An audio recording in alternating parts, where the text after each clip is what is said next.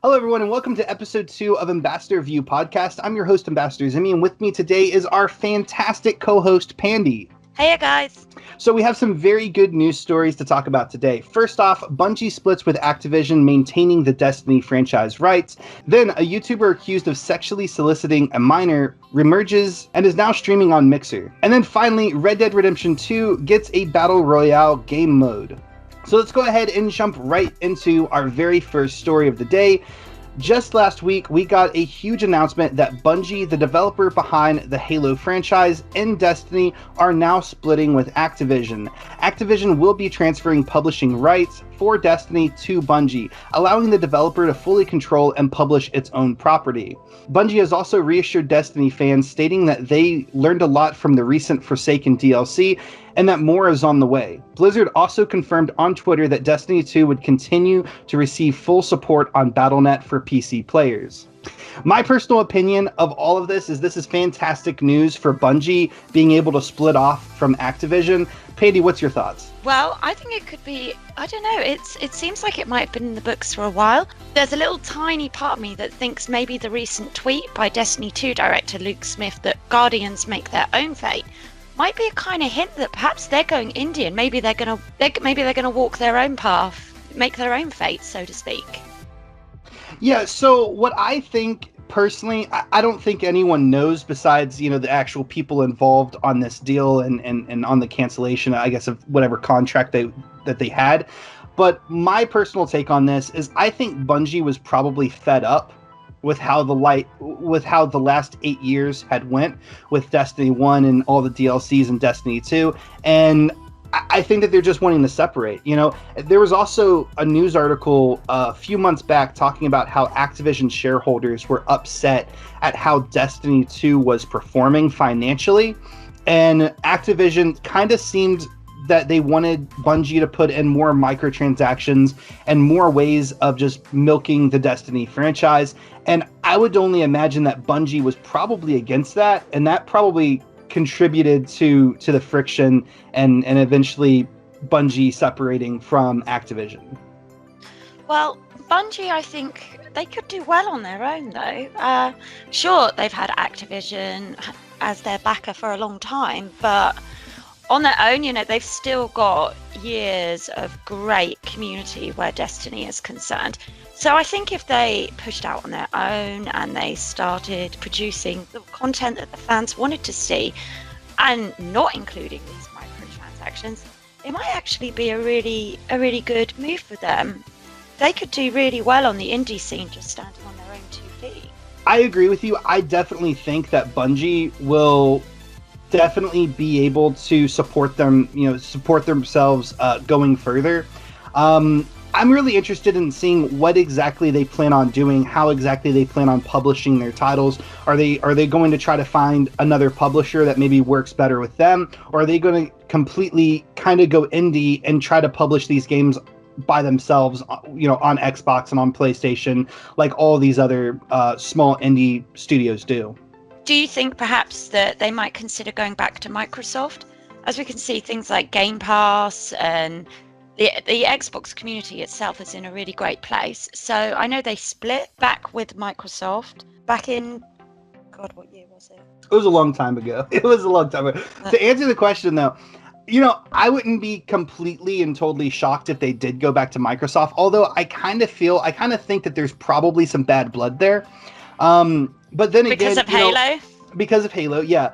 But then again, Microsoft, like 6, 7, 10 years ago, whenever they split up, is completely different now. Xbox is completely different now than back whenever they left to pursue their own projects, right? But I think that Destiny, it kind of seems like they want to be in full control of their rights and their publishing and everything. They want full creative control over their game. And why wouldn't they? It's their baby. Yeah. And so I think that was the biggest underlining cause for the two companies splitting apart. I think that Activision, Activision's a publisher. Their main concern is selling copies and making money for their shareholders. Yes. Bungie is a developer, is a game developer. Their main focus is creating a really good game that people want to buy. And I don't think Bungie quite appreciated Activision, coming out and saying that Destiny 2 was underperforming financially. And I don't think that they were, quite liking putting a ton of the idea of putting a ton of microtransactions into their game, and that's probably mostly why they split up. And I kind of think that Bungie is probably going to not want to partner with another publisher. I mean, they might, who knows? Phil Spencer could call them up tomorrow, and they might decide to go back with making Xbox exclusives. But I think it's more likely that they are going to actually publish the games themselves as well as develop them. I agree with you. I think it would be foolish for them to go back and make an exclusive for one console, especially as more people are pushing for crossplay. It's far better for any developer to be on as many consoles as possible, just in case that does happen, because Destiny is a game where crossplay could work. It could happen there. I'm not saying it is going to happen, but it's good for them to keep all their options open and not tie them to one console company. That's true. And another thing, though, too, is that Destiny 1 and Destiny 2 were both on all three major platforms: PC, Xbox, and PlayStation, right? And I would definitely say that they have plans for a Destiny 3 in the pipelines. They're eventually going to make a Destiny 3, I would imagine, right? And so because of that, it's going to be really, really hard for them to make a Destiny 3 that's only an Xbox exclusive, or a Destiny 3 that's only a PlayStation exclusive. It's going to be really hard for them to do that, and they're going to hear a lot of outcry from the fans on the other console. I don't think that crossplay is really going to come into play, but I think that's another reason why Bungie would avoid trying to get into another partnership with Microsoft, because they have a fan base on PlayStation that has played both Destiny 1 and 2, and I don't think that they would want to disappoint them with a Destiny 3 being an Xbox exclusive. Agreed. But anyway, I think it's really exciting news about Bungie. I'm super, super excited to see what they do in the future. And I love that they're taking a more indie approach, and hopefully they just focus on creating good games and not really worrying about, how much money that they can get out of microtransactions and all this different stuff. If you create a good game, people will buy it. And so I'm super excited about it. Pandy, do you have anything else to say on this topic before we move to the next one? Nope, nothing else. I love an indie game, so hopefully they go indie. Let's see what they have. Alrighty. Alright, guys, so the next story is a Minecraft YouTuber who goes by the online name of Lion Maker just recently made a quiet comeback. This by itself would be nothing noteworthy. However, this ex-YouTuber was charged with statutory rape, distribution, manufacturing, and possession of child pornography. And to add to all of that, he is now live streaming on Mixer.com, playing Minecraft with a family-friendly rating on his channel. So, Pandy, we've done a ton of research on this. We've done a ton of research on the Lion Maker. We're trying not to make any mistakes or slander anyone. But what is your take on this? What do you think about this? I think, like you said, we have to be careful not to slander anybody, because there is so much evidence online, and it can be very difficult to sometimes figure out what the actual truth is when you see so many different facts, videos, YouTubers, Mixer streamers, everybody giving kind of like their 2 cents. But the thing that seems to crop up the most is a lot of the key facts kind of remain the same, that it wasn't just this one 15-year-old girl, that there was also a 12-year-old girl, a 15-year-old boy, and that he's been asking them for nudes, or he did ask them allegedly for nudes. Mm-hmm. And I honestly don't think that, given that he has these allegations against him, no matter if they are in the past, I don't think he should be streaming with that family-friendly stream. And not only that, he has gone back to using a variation of the Lion Maker name. He now uses real Lion Maker. And why would you do that? Yeah, and so to explain to our viewers a little bit more, this Lion Maker personality, this online personality who calls himself Lion Maker, he was a YouTuber back in 2016, okay? And he had a Minecraft channel, and there was a ton of allegations coming out about him. I think there was some 16-year-old kid who lived in California who this Lion Maker tried to get him to send nude photos of him, and tried to pay him $500. And it ended up that the kid in question actually had $500 in his PayPal from this Lion Maker Studios YouTuber, and Lion Maker actually stated that was for graphic design work. There was also a case of a young girl who I think was on a Skype call with him or something, and her mother walked in and found something out about the guy and made a huge ruckus online. There's just a lot of stories that have came out, a lot of allegations that have came out about this guy.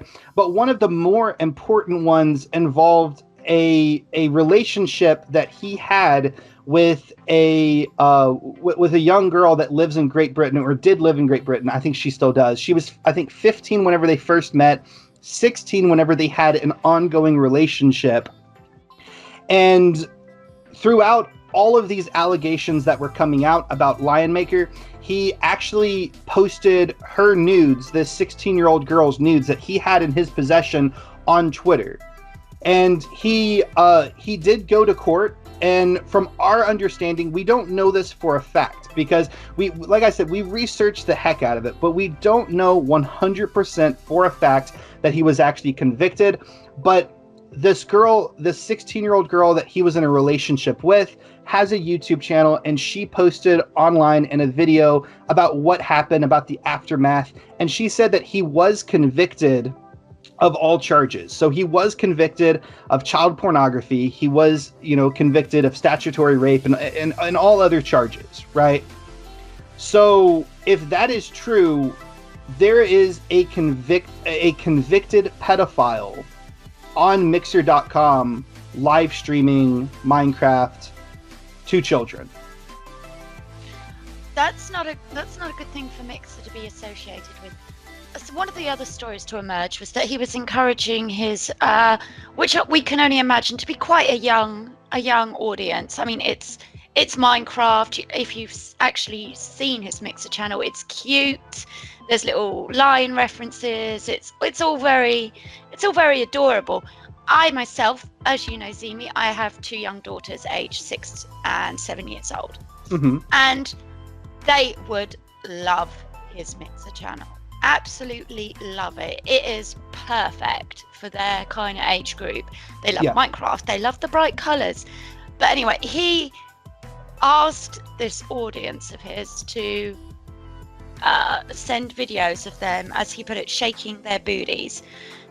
How many of his young viewers would have done that? And why would you ask them even to? That's what I don't understand. If he is saying he is innocent, and we cannot, say yes, he is, or no, he isn't here. We cannot slander him. Yeah. But why would you ask them to do that? That's such an odd thing to ask. Yeah. Well, another thing to add to that is, like Pandy was saying, the booty in your face contest that Lion Maker allegedly held on his channel, where he asks his audience to make videos of them shaking their booties in front of the camera. In some of those videos, once again, this is coming from a news story. There's so many different news articles. It's really kind of hard to decipher what's true and what's not true. So just, go, take this with a grain of salt if you must. But Lion Maker would then go to these children's YouTube channels in which they have the video of them shaking their booties on camera and actually comment on the videos. And allegedly, Lion Maker wrote on one of the videos that is now deleted, quote, "This was so cool. Thank you for the awesome video. So once again, we don't know if these things are true, but let's just go ahead and backpedal back to the original main person involved, which I believe her name is Panda, or that's her online name. She was 16. She actually met him at 15, but she was 16 at the time that a lot of this stuff originated. And basically, this was Lion Maker's girlfriend. And just being in a relationship with a 16-year-old here in America, in a lot of countries, it's kind of frowned against. But at least in Great Britain, it wasn't against the law for them to be in a relationship and do whatever they wanted to do together, because the age of consent over there is actually 16 years old. But the problem lies with him mentally abusing her, manipulating her into doing a lot of things that she otherwise probably wouldn't have done. But then more importantly, the manufacturing, distribution, and possession of the child pornography, because even though that she was 16, he did have photos of her nude, and that is still considered child pornography. From her side of the story, what she has to say is that he was convicted of all charges that were placed against him. I don't know how the laws in Belgium work where he actually lives at currently, but he didn't actually serve any prison time. He did get 5 years probation. I don't believe he can leave Belgium. And if he commits any crimes within that 5-year time period, I believe he would go to prison or something. But the real question is, should he be allowed to stream on Mixer child-friendly content that is extremely directed towards children on a family-friendly setting for his channel? Should that be allowed? Should Mixer allow this type of behavior and this type of person to be allowed to grow and flourish on Mixer? What do you think, Pandy? I think he shouldn't. I think he has proven that he abuses that position of trust he has with children. And to once again, I mean, if his Mixer channel is still there, I checked today before it is, yeah. Before we started doing this, I thought, okay, I'll have a quick look because this has been ongoing now for a few days. And I was wondering if Mixer had taken action. He's got over 2,000 followers.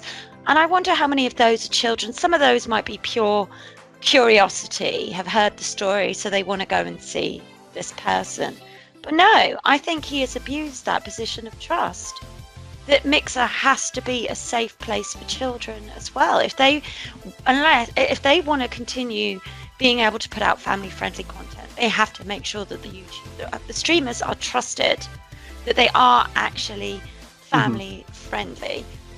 But I feel like we should end this not on how negative he is, but on one positive that does actually come out of this story, and that is concerning one of the girls, in that her mother intervened. And you cannot talk about things like Mixer without talking about how, at the end of the day, there may be these people there, but it is always down to the parents. If you have a good relationship with your child, like this mother did with her daughter, they will come and tell you when they get these kinds of questions. They will come and tell you when someone says something inappropriate, and you can step in and intervene like this mother did. Well, that's true so long as the child and the parent have a really, really good connection together, and trust each other, you know what I mean? But for instance, this page girl that Lion Maker specifically went out of his way to get involved with, she was homeschooled. She didn't have a very good relationship, it would seem, with her parents. She was not the most sociable person. And that's the type of children that these types of people prey on, right?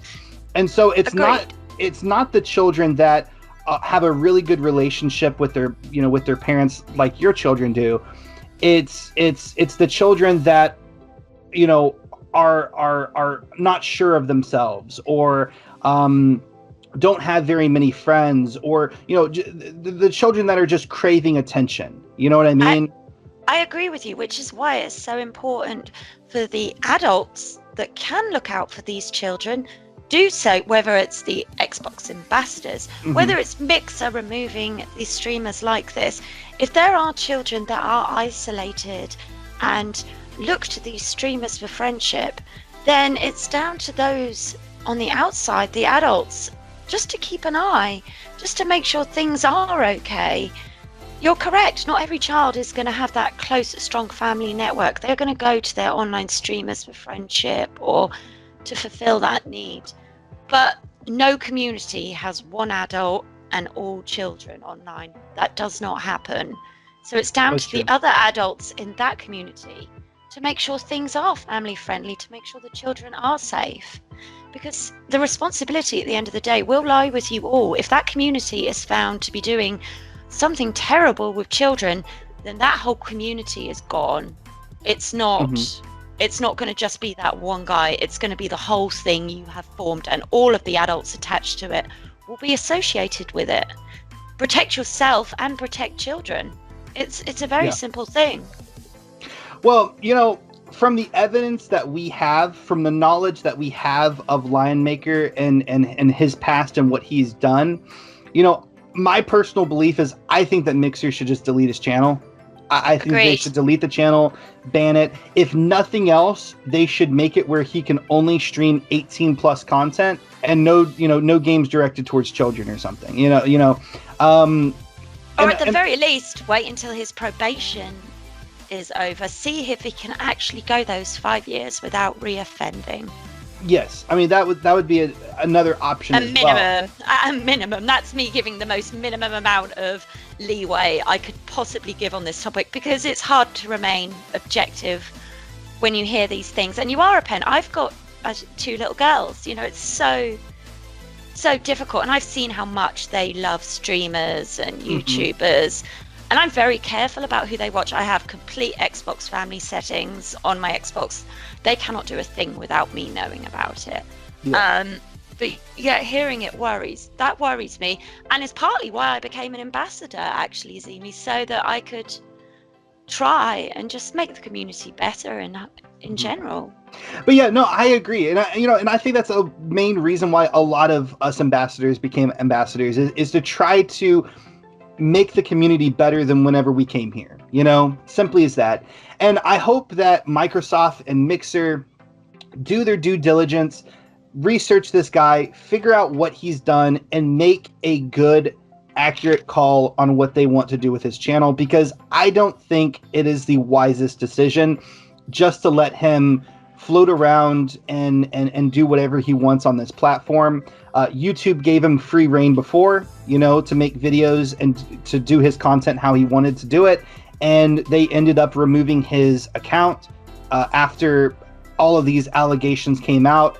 And I just hope that Mixer definitely pays attention to this guy, understands who he is or who he seems to be, and correctly responds however they see fit. Pandy, is there anything that you want to add to this before we go ahead and change to our next and last story?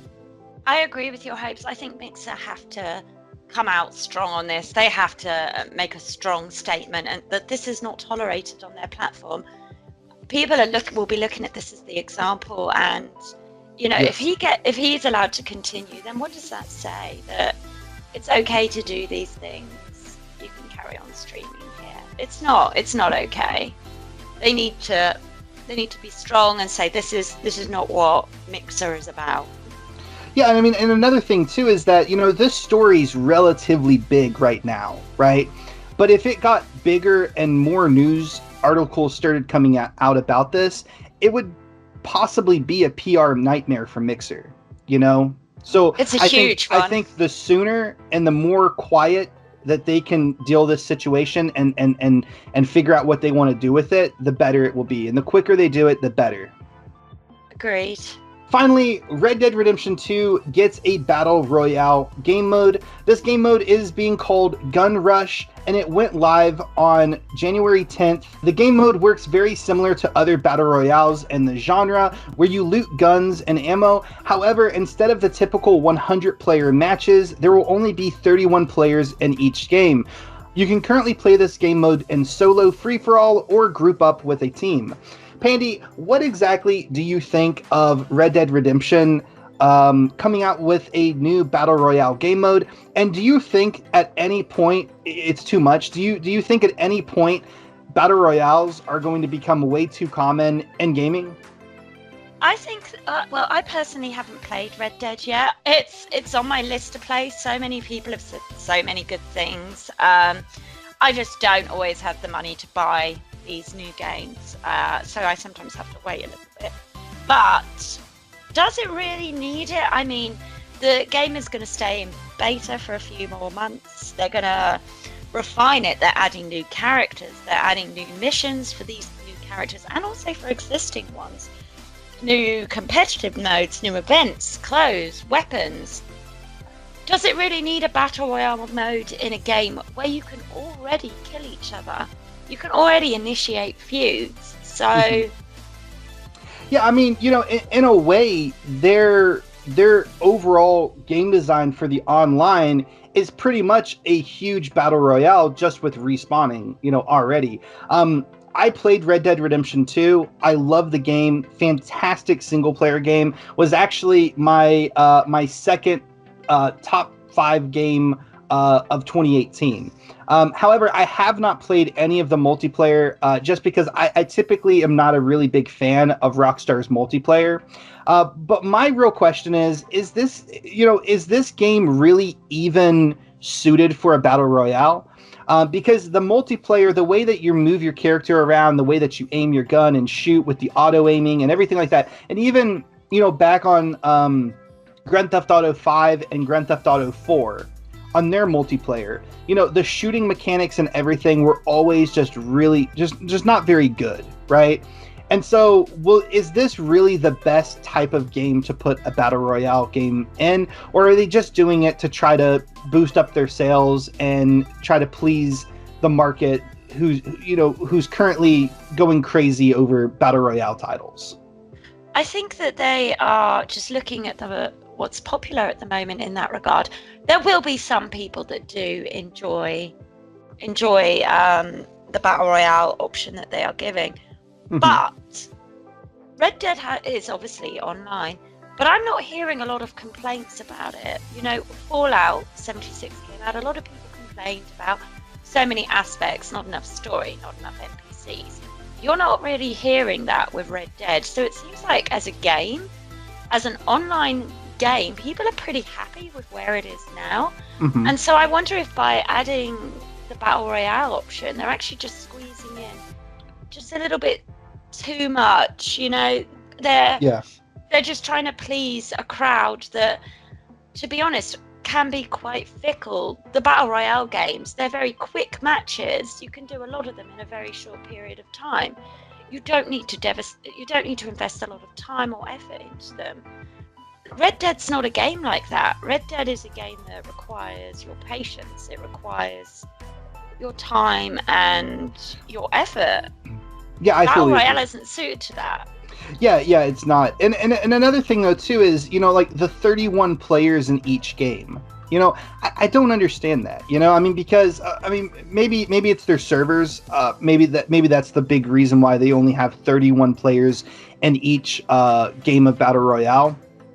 It might just be because of their servers, but I mean, you have a huge open and very expansive map, right? Why not have 100 players? You know, I mean, because that definitely hurts them. You know, I mean, you can go play PUBG. It's 100 versus 100, or it's 100 players all around the map. You can go play Fortnite. It's the same thing. The new Call of Duty Blackout game mode, I don't know if it's 100. It might only be 80 people, but it's still up there, right? And so Red Dead decided to only have 31 players.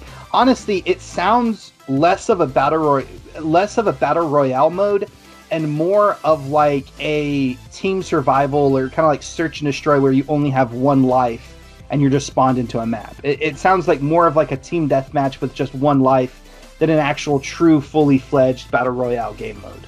I don't know, mate. I think some people will enjoy it, but for the vast majority of people, they seem to be quite happy with where Red Dead is. So many people I've spoken to absolutely love the game and love their horses and have given them a variety of immature and mature names.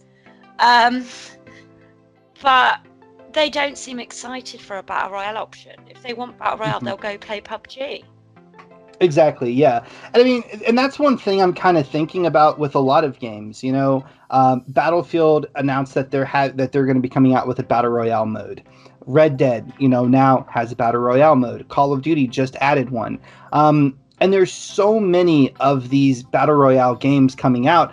I think the market is very, very quickly going to get bored and tired of this. You know, and I think generally speaking, if someone wants to play battle royale, they're going to go to Fortnite or they're going to go to PUBG, or I know a lot of people have kind of even been shifting over to Call of Duty, but I just don't think that there's really enough room in the market for all of these titles to come out with their own version of battle royale. No, I agree. Battle royale isn't my favorite genre to play anyway. It's not something I play alone. It's something I'll play with my friends for a couple of hours. We'll have Pandy likes MMOs.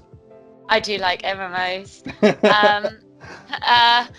Yeah, I'm pretty hooked on MMOs.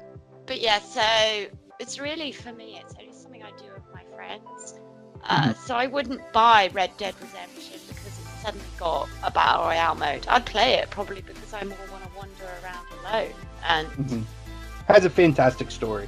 I think people will get bored of battle royales. It's the new thing at the moment, but there will always be something new around the corner. Maybe next week it'll be racing games again. Well, you never know. Gaming trends change all the time. You know what's going to be the death of battle royale? It's going to be whenever Forza decides to put battle royale into their game. Whenever a racing game decides to adopt battle royale, that's going to be the death. Nintendo battle royale will be the death of battle royales. So is there anything else that you want to add before we go ahead and end the podcast today? No, I think we've covered everything. Anyway, guys, that's pretty much all the time that we have for this episode of Ambassador's View podcast. Make sure to check back every Friday for a brand new episode packed full with gaming news. I hope you all have a fantastic day. Peace out, guys. See you guys.